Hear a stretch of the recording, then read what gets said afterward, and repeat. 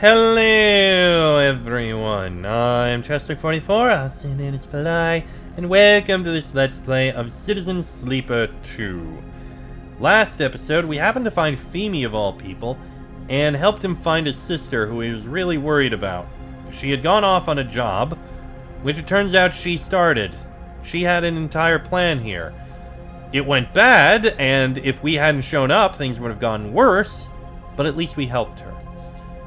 That said, it's time to leave. Oh, no. Wrong thing. Leave. When you arrive back in Flotsam, Femi rushes out of the ship. The moment the docking tunnel is connected, he is off, out of the airlock and down the passage. Well, go after him! Seraphin sighs, not looking up from his diagnostics. You find Femi in the passage between the docks, watching as Nia glides towards him. You catch a glimpse of Nia's face over his shoulder. She looks nervous, slowing her approach as she comes close to Femi, his considerable frame blocking the tunnel. Femi holds up a hand to quiet her. I'm sorry. His voice is flat, quieter than usual. I'm the one who's sorry. I made the excuse to myself that I was trying to protect you. But I was trying to control you. I've been suffocating you. He meets Nia's eye. I see that now. That it took something like this for me to see it is on me. Femi's voice cracks and the tunnel suddenly feels small, intimate. He folds his arms, regaining his composure. I understand if... Shut up, you idiot!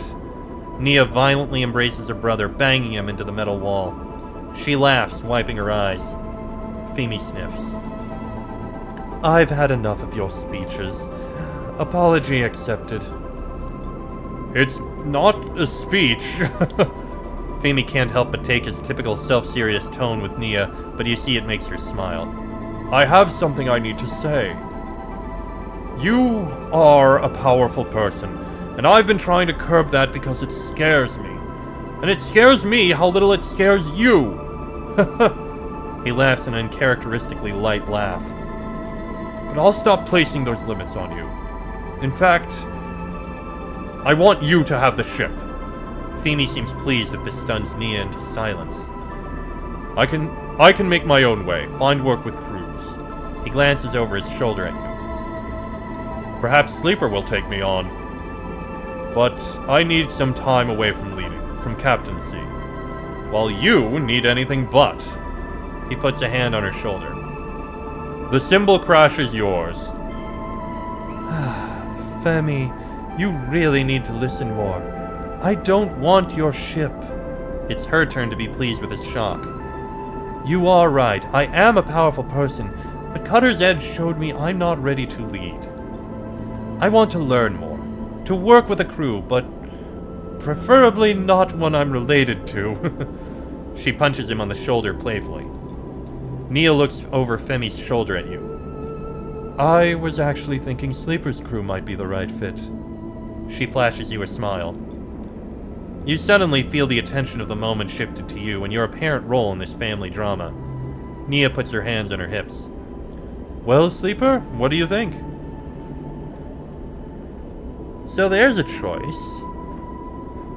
Femi is very apologetic towards Nia and wants to give her the ship to let her be her own person and take charge. Nia sees that while she wanted to be her own person and was feeling crushed and controlled, she also doesn't feel she's ready. And I can understand that. Given the choice between the two, I want to take Nia. Femi at least understands that he has his problems and understands what he did wrong. And letting Nia go and do her own thing, that is the biggest step he can take. He knows what he needs to do. Nia wanted to get free, but she also realizes she's not quite ready to lead yet. She still needs to learn, because when she did try leading, she did almost lead to her crew mostly getting killed. And she hurt someone. I will take Nia with me. I feel like that seems to be the better option. Femi, he knows how to lead, even if he is a bit controlling, and he knows how to run things. He can make his way on his own. He needs some time away from leading to control less, but he can handle that. Nia, however, does need a mentor. She needs someone to teach her to be under more control and not be so headstrong, as the term says there. So I'm going to take Nia because I feel like I can help guide her more than I can help guide Femi. Nia nods. I'm honored, really. I know I will learn a lot from you. Femi turns in the corridor to face you, his face set in an intimidating glare. You better take good care of her. He smiles, but you can't help but take him seriously. How about we find somewhere to celebrate? Nia pushes Femi towards you down the corridor. Come on. Later on, you find yourself in the narrow escape in a quiet corner with Femi. You see his eyes are on Nia, who is at the bar, trying to get the attention of the server. What's the secret? How do you stop it weighing you down? Your crew, your connections, all those people that rely on you. How do you bear the weight? I don't carry it alone. I have to get better at that. At asking for help.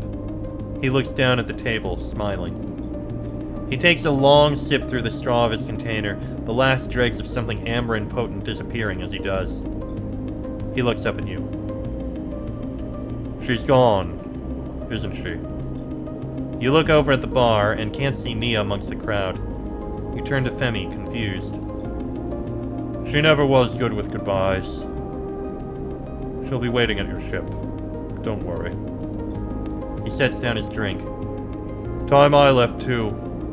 I've got things to work on. Look after yourself, sleeper. He pushes himself away from the corner and drifts out of the bar. You watch him go, one more body passing through the belt, trying to find a way to change the future. Well, we got the money, and Nia is now on our crew. I think we can stay here, run a few things, get some extra money, refuel. You for scavenge fuel. So Nia is a positive bonus to Intuit. Just like Junie is a positive to... what is it? Interface. So those two I'm probably not going to bring very much. Eugen and Bliss. Eugen especially is able to counter for my lack of Endure. He's someone I'm going to be taking a lot more. At least on jobs. But at least I have a crew who can help out a bit.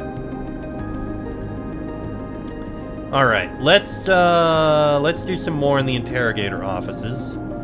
Get some more money. We'll do a rest to get some fuel. We'll be able to buy some supplies. We're getting a lot of raw scrap here. I still don't know what the processed scrap is used for, but I should probably, when we get to the next location, which is going to be the one we started in, I'll probably use that a bit.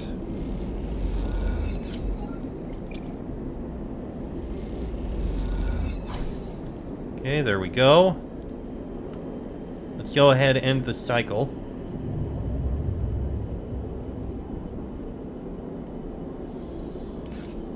That got us some extra fuel. Good. And... let's see. Old Takahe? Yes. This is where I can fill the supplies, which I do need to. And I can fill up on fuel as well, which sounds like a good idea here. I will then use these rolls in order to fill everything up here at Flotsam Integration.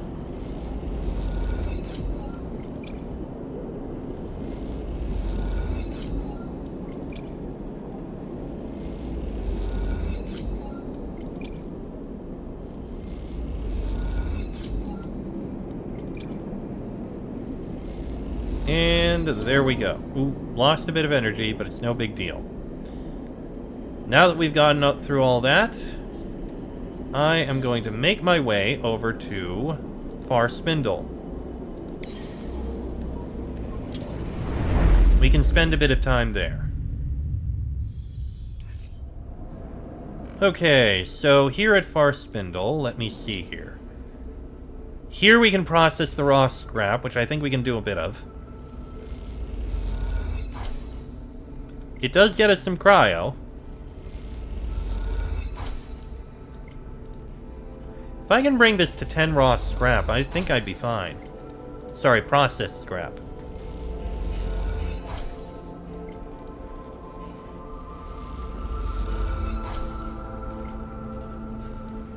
Yeah, I'm fine with 10 processed scrap.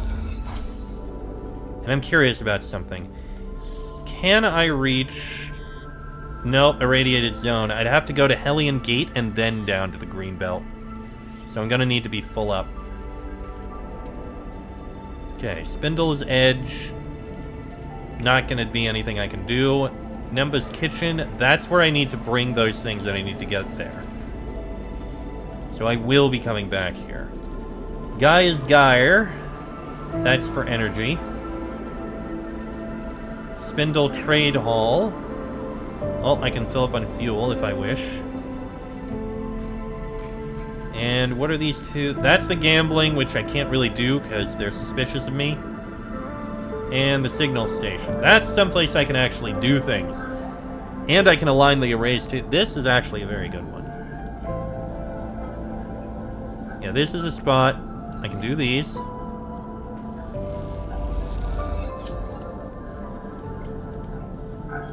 It does get me more money.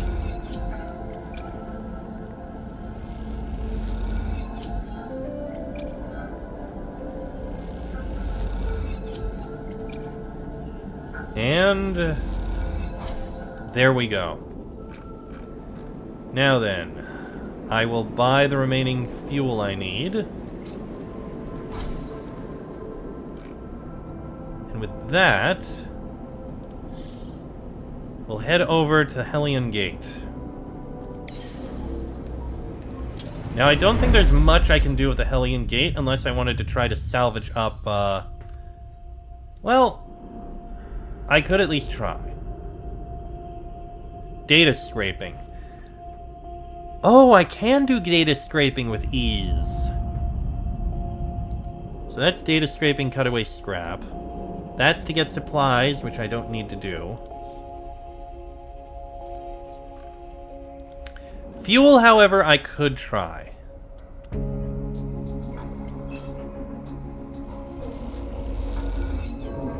That lost me some energy, which is absolutely terrible. Okay, that got me 2 fuel, but that did give me some energy. So, tell you what. We can... Okay, use one of these in the galley.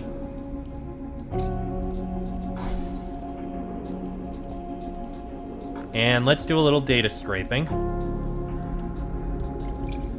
It's the only thing I'm really good at here. If we need this Solheim data for something in the future, we'll be able to. That is bad. So, I guess I do need to use another. Which sucks, but not much I can do. Alright, let's get in the map. Time for us to go to a new location. On to the green belt.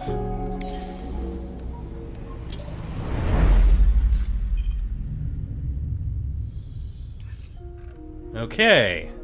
If we look at the map, there's nothing special there. So we have Arrival Tower. Greenbank doesn't like visitors, and rising tensions in the belt have made it even less welcoming. They won't let you in without a reason. We can talk our way in. The green belt is locked down thanks to fears around its Subo influence, but perhaps you can convince them you have a reason to head inside. Or fabricate permission. You don't have permission to get inside Greenbelt, but that won't stop you putting together a fake pass or document asking that you're let in. We also have the Greenbelt Depot. We can buy fuel and supplies here. Perfect. What's the cost? Fuel is very cheap. That is good. Supplies are also a bit cheaper. Also good. And depot storage. The depot workers aren't very happy about keeping the spores here for cycles. They won't release them until you pay a handling fee. I mean, I can. May as well. You reluctantly hand over the chits, and the workers bring you 4 crates, none of which look in great condition. Well, we'll be able to bring that back, but, I mean, we're here. What? We may as well do this. We'll be able to get food. No, we can't actually buy resources. Let's at least work on this. You put together a pretty convincing facsimile of a letter of invitation from the Greenbelt administrator. Just needs a few more details. And we can talk our way in a bit. You avoid talking about access and instead tell the security an elaborate story, which seems to bring them on your side. The security reluctantly wave you through. You have access to Greenbelt now. Greenbelt buzzes with focused activity. The passage is full at shift change and empty once the work begins. It's a place that runs on its own schedule, but comfortably so. That comfort can be bought by being one of the largest food producers in the belt. There is always work in these fields, protected by a thick skin of transparent layers, and you can see why the humble life it offers has captured more than a few of the belt's itinerant workers. Sleeper? The voice, soft but forceful, takes you by surprise. Aki! You know, I didn't expect to see her, but I should have. It's great to see her, and it makes sense that she'd be here in the Greenbelt. As you turn, you are met with a delicate face wearing a confused expression. Apologies, I mistook you for someone else. She covers her embarrassment with a smile. I'm Aki. What brings you to Greenbelt, friend? Looking for work. Aki nods gently. Let me show you around, then. Aki leads you through a series of doors, gliding down into passages cut into the rock, then up, following pipes into metal passages across the fields themselves. She stops on a bridge overlooking the soft curve of farmland that makes up one of the asteroid's 2 biospheres. Below, leaves flap in zero-G, waves spreading out across a sea of green. The varieties we farm here are specially selected and customized for microgravity. She puts her hands on the railing at the edge of the bridge. We feed them from beneath, irrigating and nourishing them through the very medium they grow within. The light of Hellion helps us with this, of course. Aki squints through the transparent roof at the distant pale sun. Where does this food go? All across the belt. She turns to face you. We exchange it for water, for materials, and everything else we need for our crops and our workers. The farms sustain us, and we them. But how about you? Aki's sharp eyes take in your expression. Could you contribute to such a place? A green and glowing strip in the gray belt? I would like to. Aki smiles. Feel free to take a shift below any time you wish. I will tell the others to expect you. The plants, they have a kind of peace, an eternal quality that makes them seem less fragile than they are. This place, like any other in the belt, has its pressures. It is for me to navigate them. She looks away, frowning at something in the distance. I must attend to those pressures. Excuse me. I am glad our paths crossed. She bows a shallow bow. I hope they do again. And with that, Aki leaves you to look over the sea of gently waving green, an impossibly beautiful, impossibly fragile glass case of growing things. Excellent! So, we have the green fields. Greenbelt is a close-knit community. You'll have to prove your reliability before Aki will open up. We have a farm shift. Greenbelt rewards its workers with food and board, and most seem happy to exchange their work for a simple life. Or, the farms are as much machine as plant, and those machines need the same careful tending. We also have the wheat sheaf, which is a bar, which we can get a meal in. I think we can stay here for a bit. Let's go ahead, do some farm shifts. Tending to the plants, chatting with the others, then eating at the end. A good shift. And it regains energy for a neutral outcome. I think this could work well. We can do well here. Go ahead and get back to scavenging some more fuel. Actually, source some supplies. Those are more expensive. Fuel is cheaper. Yep, that got us one supply. Let's go ahead with some more of these. Farm ship, that's guaranteed positive. That's guaranteed positive. More energy.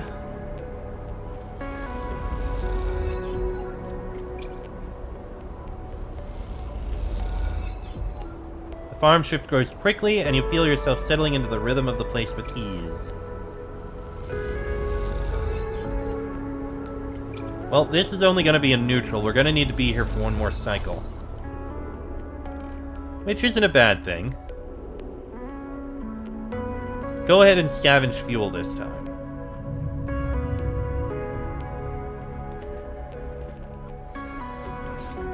Oh, that's a lot of fuel. That's nice. And those are some bad rolls. Okay. You know what? Use up one of these ones.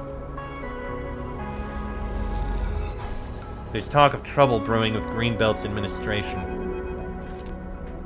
You have a natural ability with the plants. Aki's voice makes you look up from your work. It is rare. You expect Aki's typical warm smile, but she looks pale, distracted. I have something I want to discuss with you. She leads you out of the biome into the damp, rock-cut tunnels that run just under the surface all across Greenbelt. I'm sure you've noticed the section of our fields that has been lying fallow, Aki says as she glides through the low tunnel. It's been like this since I took over as administrator here. My predecessor was the one to fail it, and confidence was lost in his vision. She shakes her head. But we have been unable to recover it. No matter the crop, the preparations, nothing will take. Aki leads you through a set of double doors and then up into the second biosphere. Immediately you feel a difference.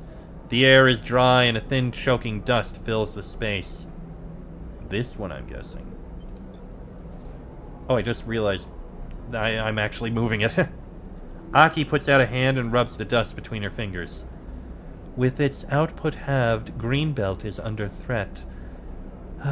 Those who wish to control this place are circling. We cannot lose our independence. But I wasn't always in the belt. Aki stares out at the dry landscape. I was born on a moon. Ember's step. A failed experiment in terraforming from before the collapse. We survived by cultivating the dust. I came here, like many, in the shadow of the war. My ship lost. Aki pauses and takes a moment, the loss still fresh in her mind. But it held the key. Aki looks at you. And perhaps holds it still. She wipes the dust from her fingers. Steppe silk, a plant that thrives in the dry and the dust, a plant that might thrive here. I have seen your ship, and you have shown me you are to be trusted.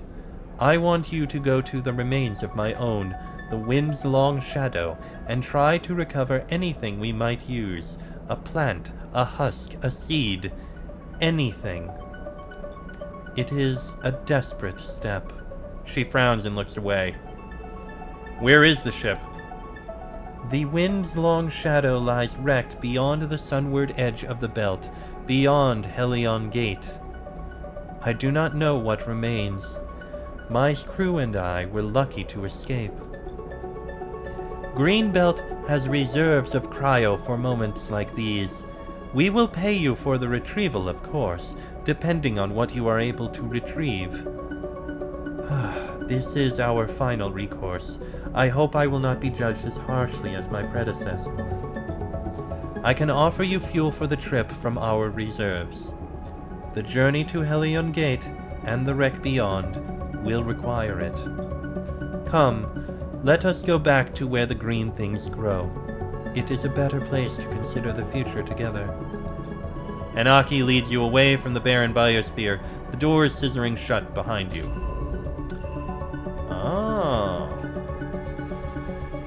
Aki, the new administrator of the Greenbelt, wants you to help her protect the future of the Belt's farming cooperative. To do so, she needs step silk from the wreck of the Wind's Long Shadow at Helion Gate. So, I think that's what we're going to be doing. She gave us fuel to finish up there, but we do need supplies too. We can buy that, fill up on that. We can't actually do anything else with these dice. So I think that's what we're going to do in the next episode.